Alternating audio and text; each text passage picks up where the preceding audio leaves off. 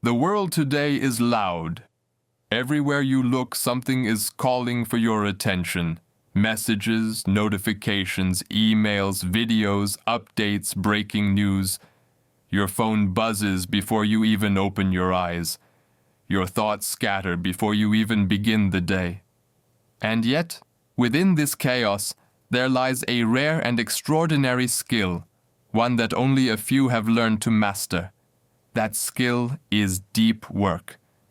This audiobook is a journey into that discipline, a journey into reclaiming your focus, your purpose, and your ability to create meaningful work in an age that celebrates distraction.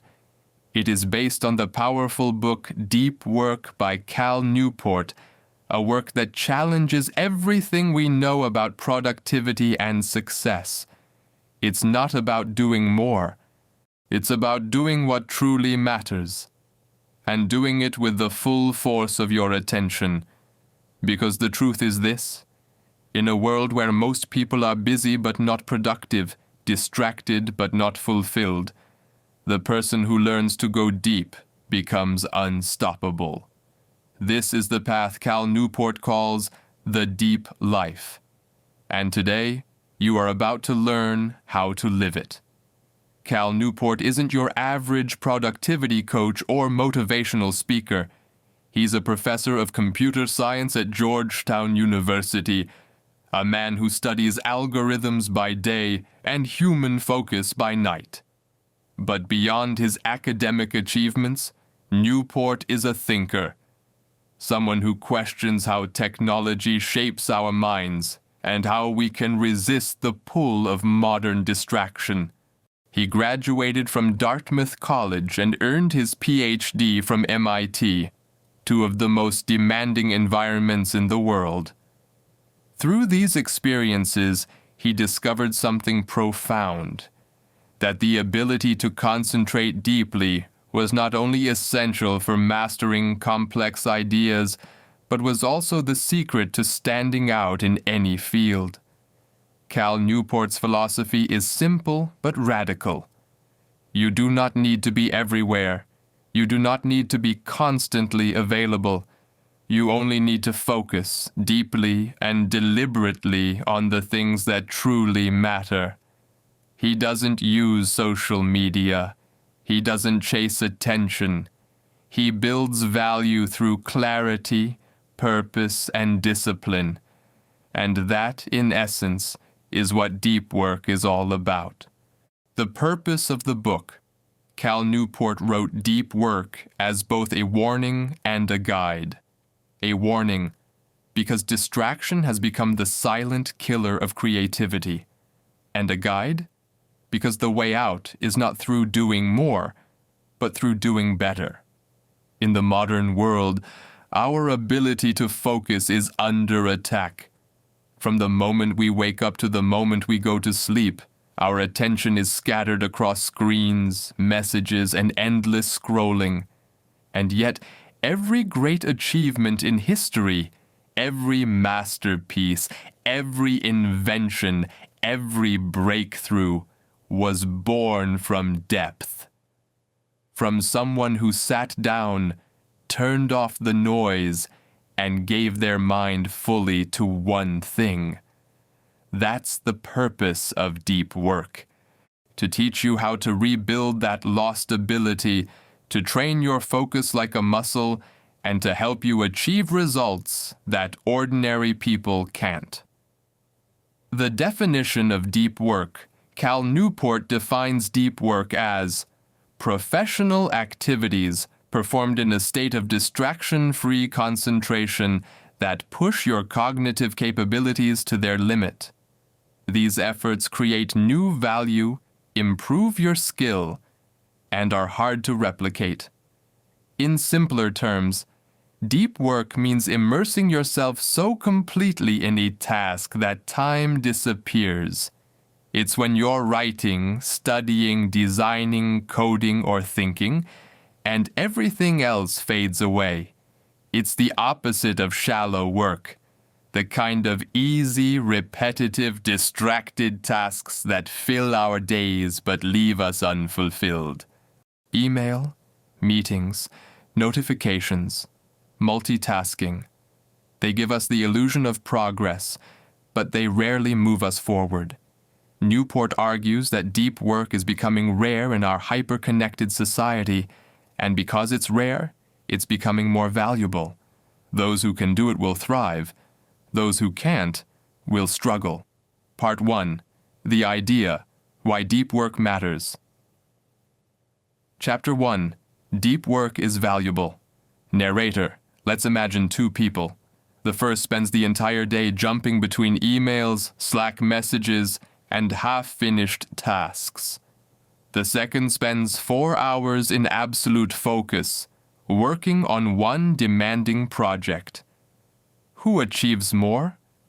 The answer is obvious. The second person, not because they worked longer, but because they worked deeper. Cal Newport shows us that deep work is valuable because it leads to mastery, and mastery is the currency of the modern world. He identifies 2 main abilities you need to thrive in today's economy. The ability to learn hard things quickly. In a fast-changing world, your success depends on how fast you can learn new skills. Deep work allows you to master complex material faster than anyone else, the ability to produce at an elite level. Productivity is not about time, it's about intensity. Newport explains that high-quality work produced, time spent, X, intensity of focus.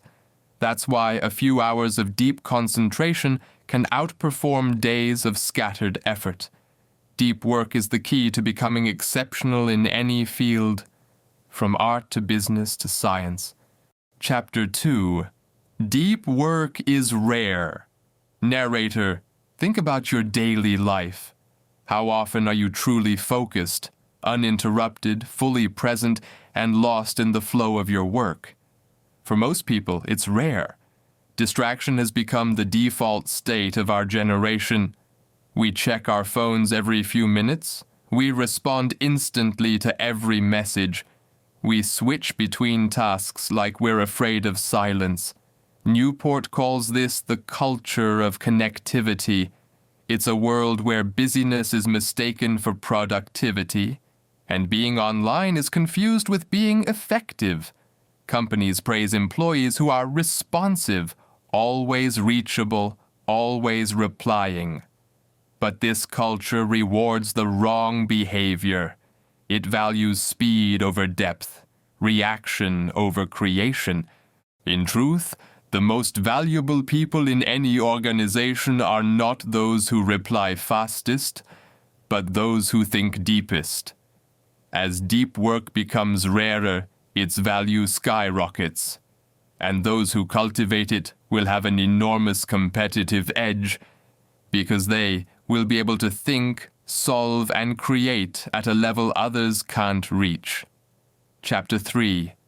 Deep work is meaningful. Narrator. Why does deep work feel so fulfilling? Because it connects us to something timeless, the joy of craftsmanship, of giving your whole self to a single act of creation.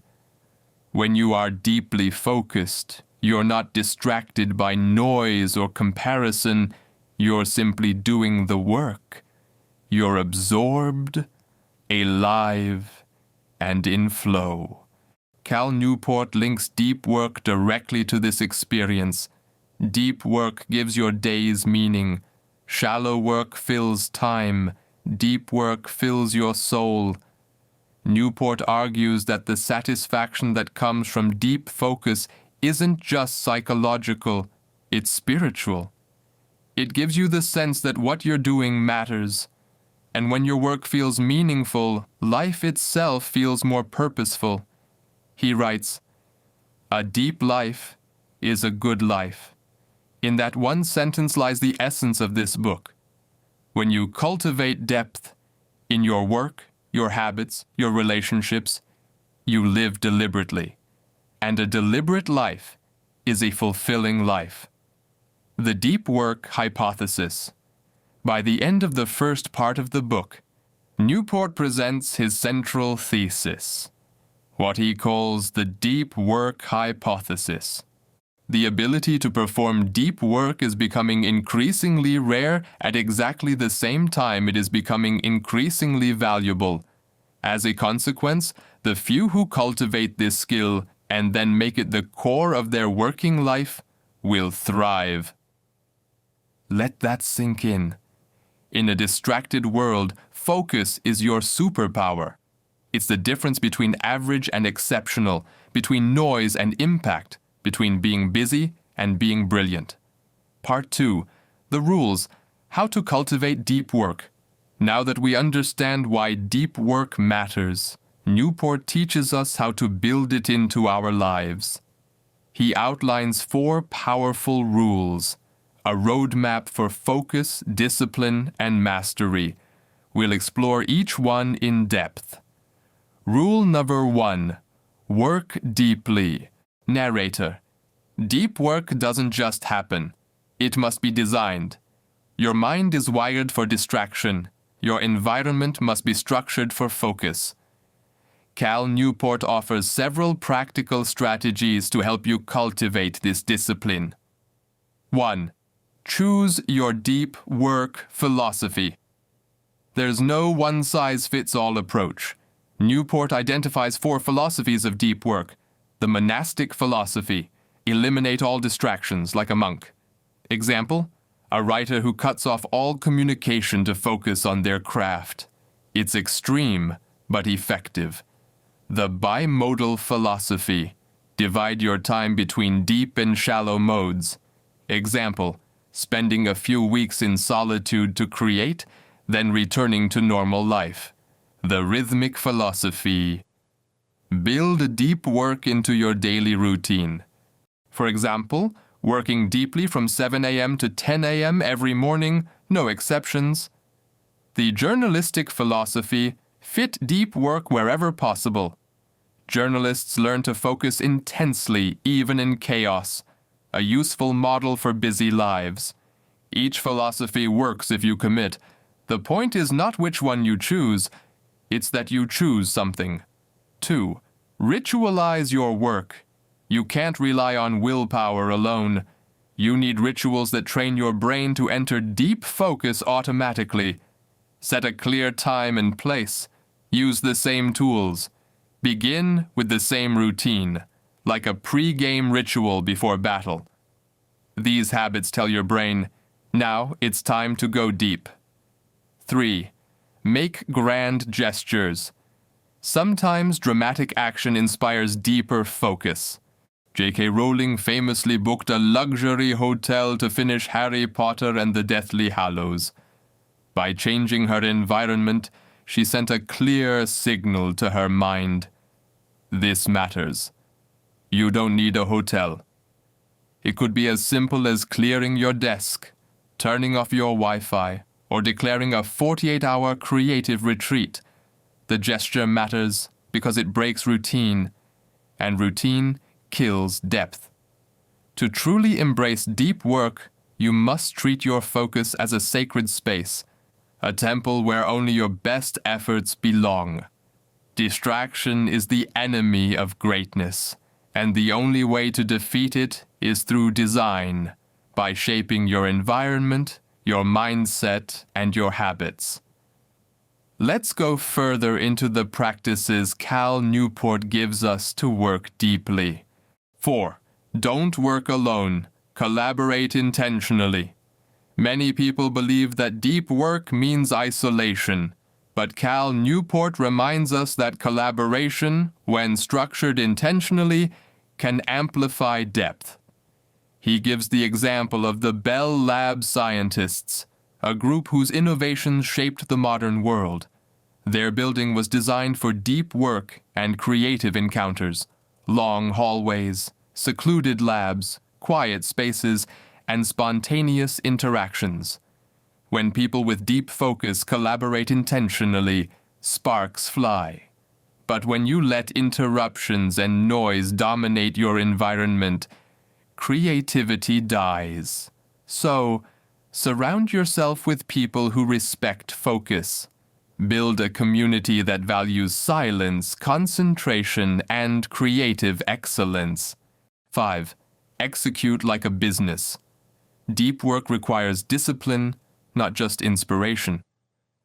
Newport borrows from The 4 Disciplines of Execution by Chris McChesney and colleagues to teach us how to make focus a system. He breaks it down into 4 steps. Focus on the wildly important goals, WIGs. You can't chase everything. Choose the 1 or 2 goals that truly matter, the ones that define success for you. Act on lead measures. Instead of obsessing over outcomes, focus on the actions that drive them. For example, if your goal is to write a book, your lead measure might be hours spent writing deeply each day. Keep a compelling scoreboard. Track your progress. Write it down. Make it visible. Progress motivates consistency. Create a cadence of accountability. Hold yourself to your standards weekly. Reflect on your focus time, distractions, and what to improve next. Discipline sustains what motivation starts. Deep work is not a mood, it's a habit. 6. Be ruthless with your time. Cal Newport argues that deep work is not about working longer, it's about working smarter. In fact, he believes that 4 hours of deep work per day is often the upper limit of what most people can handle effectively. Those 4 hours, done consistently, can produce results beyond what most achieve in entire days of shallow effort. He also reminds us that rest is not the opposite of work. It's part of deep work. Your brain needs recovery. Moments of silence and rest recharge your focus muscles. So schedule depth, protect it fiercely, and then rest completely. Reflection break. The power of depth. Pause for a moment and imagine what your life would look like if you gave your best energy to your most important work every day. If your mornings began not with scrolling, but with creation. If you spent your afternoons in silence, building something meaningful. If your evenings were filled not with stress, but with satisfaction, because you knew you gave your all to what truly matters. This is the gift of deep work. It's not just about productivity, it's about peace. The peace that comes from living deliberately. Rule number 2, embrace boredom. We live in a time where silence feels uncomfortable and boredom feels unbearable. When we stand in line, we reach for our phones. When we feel a moment of stillness, we fill it with noise. But Cal Newport teaches that boredom is not your enemy. It's your training ground. If you want to master deep work, you must learn to be bored again. Because every time you reach for distraction, you weaken your attention muscle. And every time you resist, every time you choose stillness, you strengthen it. 1. Train your focus muscle. Newport explains that focus is like physical strength. It grows through deliberate practice. He offers a challenge. When you feel the urge to check your phone, delay it. Not forever, just for 10 minutes. Then 15, then 30. This simple act builds mental toughness. You are training your mind to stay in one place, to dwell, to endure, to think deeply. 2. Schedule distraction. Most people do the opposite. They schedule focus and allow distraction at all other times. Newport flips this logic. He says, you should schedule the time you allow yourself to be distracted. That means creating specific windows for checking emails, social media, or messages, and ignoring them outside those windows. By doing this, you retrain your brain to understand that focus is the default state and distraction is the exception. 3. Meditation for focus. Cal Newport introduces the idea of productive meditation. It's not about clearing your mind. It's about focusing it on a single demanding question or problem while you do something repetitive, like walking or exercising. For example, while walking, think deeply about how to solve a work challenge or write an idea. Don't let your mind wander. Direct it gently back whenever it strays. This practice builds the same concentration muscles you use in deep work. 4. Don't switch too fast. Every time you jump from one task to another, your brain leaves a residue behind, a cognitive trace of what you were just doing. Newport calls this attention residue. If you don't give your brain enough time to clear it, your focus becomes fractured. So, slow down transitions. Finish one task fully before beginning the next. When you move from deep to shallow work, breathe, reset, and re-enter with intention. Reflection, the gift of stillness. Narrator, soothing tone. Boredom is a gift. In stillness, your mind regains its power. In silence, your thoughts find depth. When you learn to be bored, you learn to be free. Because true freedom is not doing whatever you want. It's having control over your attention. The modern world will always pull at you, but you are not a slave to it. You can choose stillness. You can choose focus. You can choose deep work. Rule number 3, quit social media. The third rule is perhaps the most controversial and the most liberating. Cal Newport tells us plainly, quit social media. He doesn't say it to be dramatic or judgmental. He says it because these platforms are built to hijack your attention, drain your energy, and keep you in shallow engagement. They are not neutral tools. They are engineered addictions. 1. The problem with social media. Each notification, like and comment delivers a hit of dopamine, a small dose of pleasure that keeps you coming back. Over time, your brain becomes conditioned to crave that stimulation. You open your phone, not because you need to, but because you can't not. Newport explains that this constant switching erodes your ability to focus. Your attention span shortens, your patience weakens, and your ability to do deep work declines. 2. The craftsman approach to tool selection. Cal Newport doesn't say all tools are bad. He suggests what he calls the craftsman approach to tool selection. He says, only adopt a tool if its positive impact on your most important goals substantially outweighs its negative impact. Ask yourself, does this tool help me create more value, or does it distract me from it? Does it bring deep benefit or shallow pleasure? Most people never ask these questions. They just follow the crowd. But deep workers think differently. They curate their digital environment deliberately. 3. The 30-day digital declutter. Newport suggests trying a radical experiment, a 30-day break from optional technologies. For 30 days. Quit all social media. Stop checking non-essential websites. Keep only tools essential for your work or survival. At the end of the month, ask yourself 2 questions. Did your absence make your life worse? Did you miss it for any meaningful reason? Most people discover something surprising. They feel calmer, clearer, and more productive. The world continues without them, and they feel free. 4. Your life is too valuable for noise. Your attention is your life.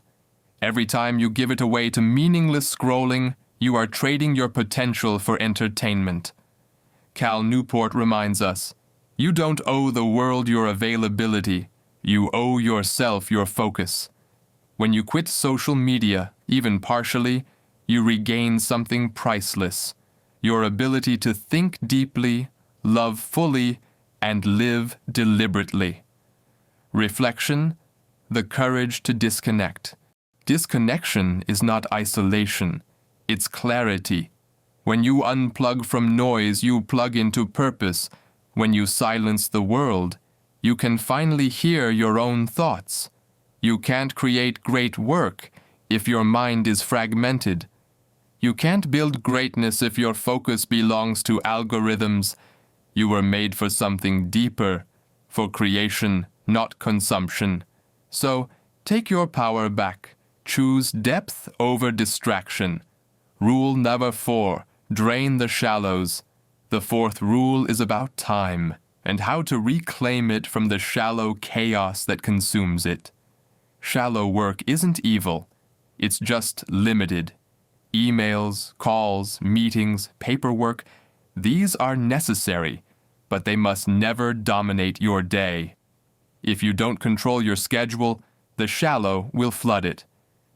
Cal Newport teaches us to drain the shallows, to design a life where depth comes first. 1. Schedule every minute of your day. Newport suggests using time blocking.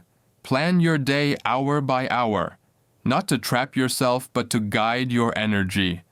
When you schedule deep work blocks first, you ensure that your best hours go to your most important tasks.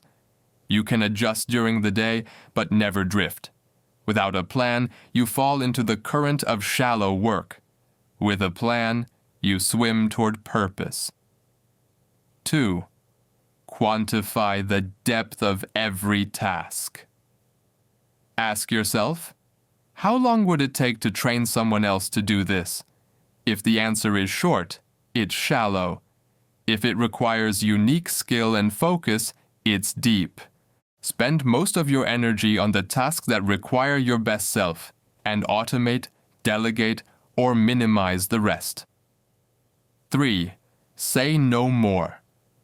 Often to live deeply, you must say no often, not because you're selfish, but because you're focused. Every yes to a shallow request is a no to your deepest work. Learn to decline with grace. Protect your time like it's sacred, because it is. 4. End the day with a shutdown ritual. Cal Newport practices what he calls a shutdown ritual. At the end of the day, he reviews his tasks, checks his plan, and says a phrase out loud, "Shut down complete." It may seem simple, but it signals to his brain that work is done. No guilt, no unfinished loops. This allows for deep rest, which restores deep focus. When you rest fully, you return sharper, stronger. Part 4. Deep Work by Cal Newport. Audiobook summary continued. Rule number 3. Quit social media. Cal Newport's 3rd rule may seem controversial in our hyper-connected world, but it's one of the most liberating truths of the book. He challenges us to rethink the role of social media in our lives, not as a necessity, but as a tool. And like any tool, it must serve you, not enslave you. In today's digital culture, the average person spends over 2 hours daily scrolling, reacting, liking, and consuming. That's nearly 700 hours a year. Newport asks us a simple question. What if you redirected those 700 hours into mastering one skill? You could write a book, learn a new language, build a business, or create art that could change your life. The craftsman's approach to tools. Newport introduces what he calls the craftsman's approach to tool selection. It's the idea that you shouldn't adopt a tool simply because everyone else uses it, but because it provides substantial positive benefits that outweigh the negatives. He writes that a skilled craftsman doesn't choose every new gadget.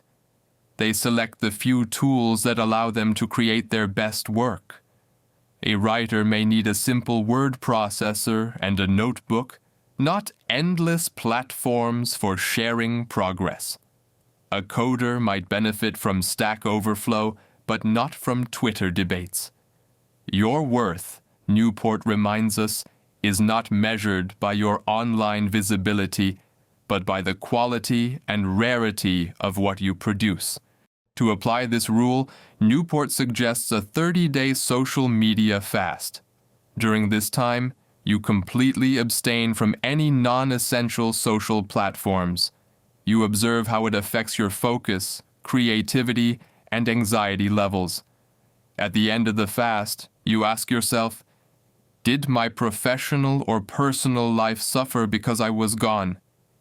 Did I miss out on meaningful opportunities? Did my mental clarity improve? For most people, the results are surprising. They find more time, more peace, and more control. They realize that digital noise often masquerades as connection, but it's actually a form of distraction that fractures attention and kills the depth of thought. Cal Newport isn't anti-technology, he's pro-purpose. He argues that once you reclaim your time from unnecessary tools, you gain an extraordinary gift: the ability to be fully present in your creative and professional life. He encourages readers to replace digital consumption with deep reading, solitude, and deliberate creation. Because the person who can focus deeply in a world drowning in shallow distraction will always stand out. Rule number 4, drain the shallows. If you've followed the previous rules, working deeply, embracing boredom, and quitting social media, you've cleared the path for the final and most practical principle: drain the shallows. Newport defines shallow work as non-cognitively demanding tasks: emails, meetings, instant messages, reports, and routine administration. These things are necessary, but they do not create true value. He warns that if you let shallow work fill your day, deep work will never find a place. In most workplaces, busyness is mistaken for productivity. Employees attend meeting after meeting, reply to endless emails, and fill spreadsheets. Yet, when the day ends, they've produced nothing of lasting worth. Newport calls this the busyness trap. The solution? Schedule every minute of your day. This doesn't mean living like a robot. It means giving purpose and intention to every hour. Newport himself uses a simple system. He divides his day into blocks and assigns each block a task: writing, thinking, reading, family, rest. If something takes longer than planned, he adjusts the schedule, but never abandons it. The point isn't rigidity, it's awareness. You know where your time is going, so it can't be stolen by shallow demands. The 4DX system: execution on deep goals. Newport borrows from The 4 Disciplines of Execution by Chris McChesney and Sean Covey, showing how it applies to deep work. Focus on the wildly important. Don't try to do everything. Choose 1 or 2 deep goals that matter most. Act on lead measures. Track behaviors that lead to success, like hours of deep work, instead of vague outcomes. Keep a compelling scoreboard. Visually track your progress. It motivates consistency. Create a cadence of accountability. Review progress weekly or daily to stay aligned with your deep goals. When you work with this structure, every day becomes a chance to move the needle forward, not just stay busy. Saying no gracefully. To drain the shallows, you must also learn to say no. Newport gives practical advice on how to do this. Say no to unnecessary meetings unless there's a clear agenda. Say no to requests that don't align with your priorities. Automate or batch repetitive tasks like email. He even proposes setting communication boundaries, such as only checking email at certain times of day or writing shorter, more efficient messages. The truth, Newport says, is that you will never find time for deep work. You must make time for it. Every yes to something shallow is a silent no to something meaningful. The deep life. In the final chapters, Newport lifts his lens from productivity to philosophy. He describes what he calls the deep life. A deep life isn't just about working efficiently, it's about living deliberately. It's the life of someone who aligns their actions with their values, who chooses depth over noise, meaning over immediacy, and purpose over distraction. He points to people like Carl Jung, who built a stone tower in the Swiss countryside to think deeply, or J.K. Rowling, who finished Harry Potter by retreating into a quiet hotel room. These examples show that great work and great lives require space for stillness. Newport's closing argument is powerful. A deep life is a good life. In a shallow world, depth becomes not just a professional advantage, but a spiritual discipline, a rebellion against the chaos of the modern age. When you choose to live deeply, you reclaim your humanity, you recover your ability to think, to feel, to create. You stop reacting and start building, whether it's a career, a relationship, a dream, or a legacy. Applying deep work to your life, let's now turn this from theory into practice. How can you bring deep work into your everyday rhythm? Identify your deep work activities. What kind of work moves the needle in your life? What tasks require your full attention and create real value? Focus on those. Design your rituals. Choose a place and time where you'll do deep work. It could be 6 a.m. at your desk or a quiet cafe. Rituals reduce friction. They tell your brain, now we enter the deep zone. Measure your depth. Track how much deep work you accomplish daily. Even 2 to 3 hours of deep work can outperform an entire day of distracted labor. Embrace solitude. Take walks without your phone. Let your thoughts wander. Many of the greatest ideas in history came from still minds. End each day with reflection. Newport calls this shutdown complete. It's the act of closing your workday with intention, reviewing what you achieved, planning tomorrow, and then mentally releasing all work concerns. This habit builds rest and balance, which in turn fuels focus. The spiritual parallels of deep work. Though deep work is not a religious book, its message resonates on a spiritual level. It speaks to the part of us that longs for meaning, stillness, and mastery. In many ways, deep work mirrors ancient disciplines, meditation, contemplation, prayer, all practices that train the mind to resist distraction and dwell in purpose. When you embrace deep work, you're not just optimizing productivity. You're reclaiming your soul from the noise of the world. You're saying, my attention is sacred. My time matters. That's not just efficiency, that's wisdom. Final reflections. As the audiobook draws to a close, let's revisit Cal Newport's message one more time. We live in an age of shallow distractions, where attention is fragmented and noise never stops. But there is another way, a quieter, richer, more powerful way. It's the way of the craftsman, the creator, the thinker, the builder, those who step away from noise to produce something that lasts. Deep work is not easy. It demands discipline, solitude, and sacrifice. But if you commit to it, you'll not only transform your productivity, you'll transform your life. You'll discover the freedom that comes from mastery, the joy that comes from focus, and the peace that comes from purpose. To produce at your peak level, Newport writes, you need to work for extended periods with full concentration on a single task, free from distraction. This type of work is rare, but it's becoming more valuable than ever. So, make the choice today. Turn off the noise. Embrace boredom.